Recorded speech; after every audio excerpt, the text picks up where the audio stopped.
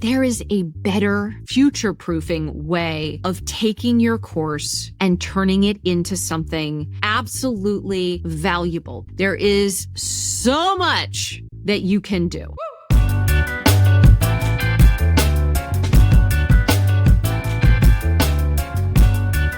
Hi, Gina. My course sales are down, and I know things are changing in the world. I'm worried about the future of content. Do courses still matter in a world of AI, and how should I be thinking about my business from here? Oh, I'm so glad you asked this question. I am spending more and more time with more and more creators who are asking this exact question. And here's what's going on. So today, instead of going and buying a course, which, the way courses evolved was I make a video or you write up a bunch of PDFs, you might have like a Zoom or two or some kind of live stream, and you would put it on a website or a course, a course platform, and leave it alone. People could come in, consume your content, watch your videos, take notes, and then what happened? Well, for most courses, people didn't finish them. They'd pay for it, watch one thing, and then stop watching. So a lot of courses then added a Facebook group or added a Slack team as a way to basically keep people engaged in the course content. That simple read my text or watch my video and get my PDFs.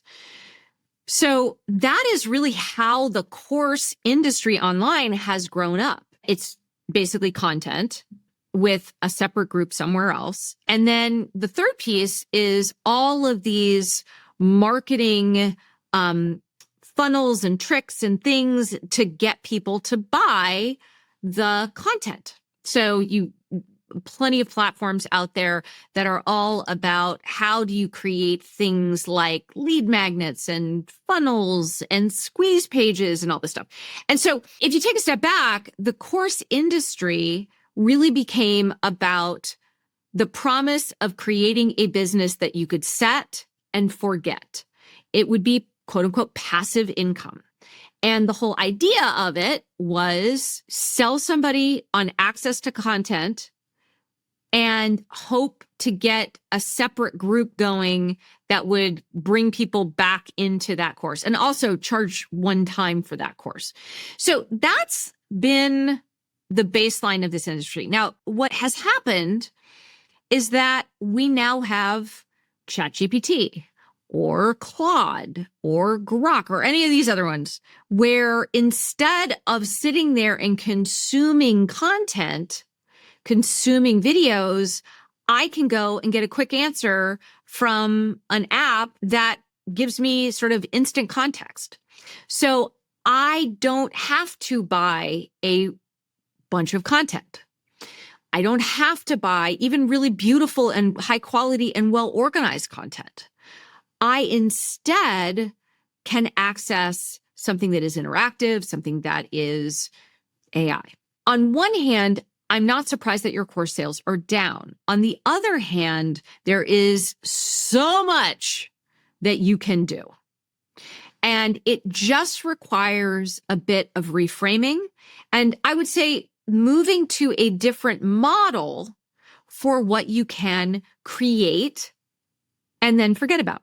There is a movement afoot for a lot of course creators to basically take their course material and turn it into an interactive AI experience. So there's great platforms like Delphi for this. There's even platforms that exist out there like 11 Labs where you can basically create the AI version of yourself. Those are totally legitimate things for people to do when you got a lot of content and you're like, how do I make it more interesting to get people to interact with and take advantage of all the amazing things that I've created. So it's a great way, if your world is content, to think, oh my gosh, I'm going to make an easier way for somebody to interact with my content. But there is a better, much more resilient, I'd go as far as to say future-proofing way of taking your course and turning it into something that is absolutely defensible, absolutely valuable, that preserves your price and even lets you charge a premium. And that is to take your course and reimagine it as a set of things that a group of people are going to do together. What do I mean by that? It means that for every video that you create, think about creating a challenge. So less homework assignment or quiz.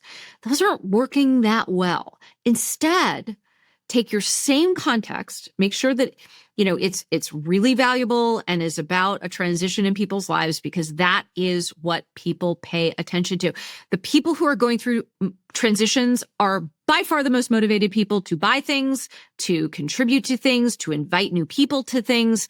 That is why tapping into a transition is so powerful for creating these kinds of digital commerce and digital community businesses. Then the value of what you are building can still be a course, but instead of it being about passively consuming content or your passive income, it is about setting up the framework for people to be able to tackle these transitions, getting these kinds of results and transformation that come from what you've designed for them together in small groups. This is People Magic.